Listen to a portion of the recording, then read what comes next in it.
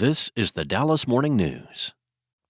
It's Monday, May 5th, starting off the week with mostly sunny skies, but clouds will increase throughout the early afternoon with a chance for showers and a spotty thunderstorm.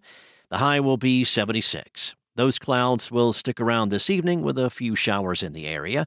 The low will be 61. Here are today's headlines. Texas families will be able to access public money to pay for private school through a new school choice program.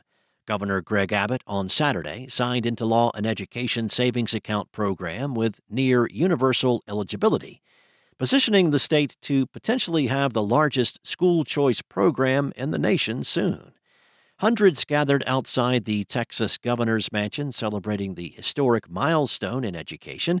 The ceremony caps a decades-long fight led by some Republican state leaders to bring a school voucher-like option to Texas.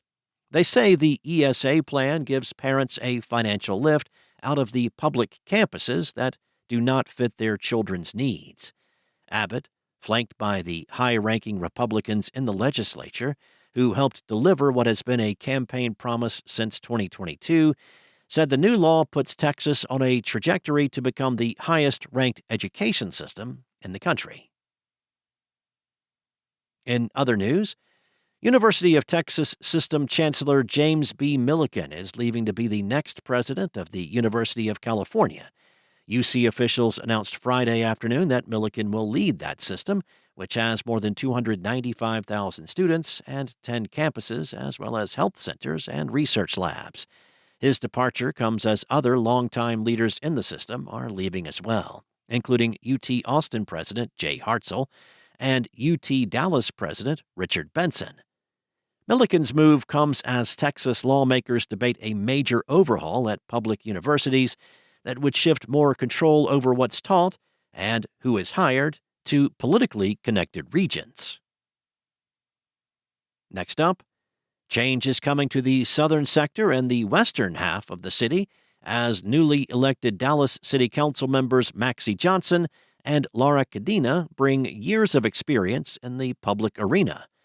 Johnson, a pastor and former Dallas Independent School District trustee, said he was running on his record as an advocate of public education in his district. Johnson dominated with more than 70% of the votes throughout the night. He'll represent residents in South Oak Cliffs District 4. Cadena is in prime position to take over unfinished projects started by her predecessor.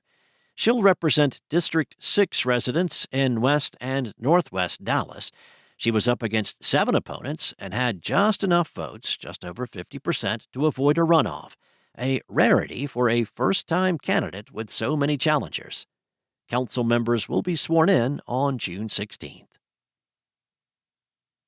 And the retail industry is navigating another year that's been fraught with closures and other cuts. And it's not getting any easier. In the past several months, big and small names in the retail market have announced shops were closing around the country, with many of those plans hitting North Texas. Dozens of retailing sites were put on the chopping block, including department stores and specialty shops in the Dallas-Fort Worth area. The industry is grappling with changing consumer tastes and evolving demands for how and when shoppers buy items, pressuring retailers and their physical stores.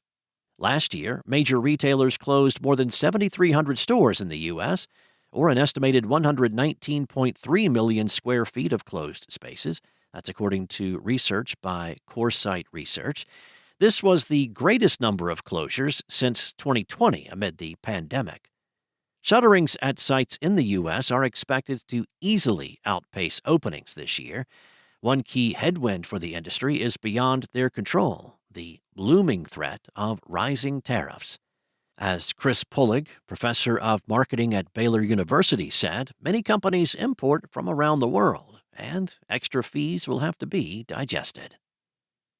Thanks for listening. For more on today's stories and the latest breaking news, visit dallasnews.com. Enjoy your day, and I'll be back tomorrow with more from the Dallas Morning News.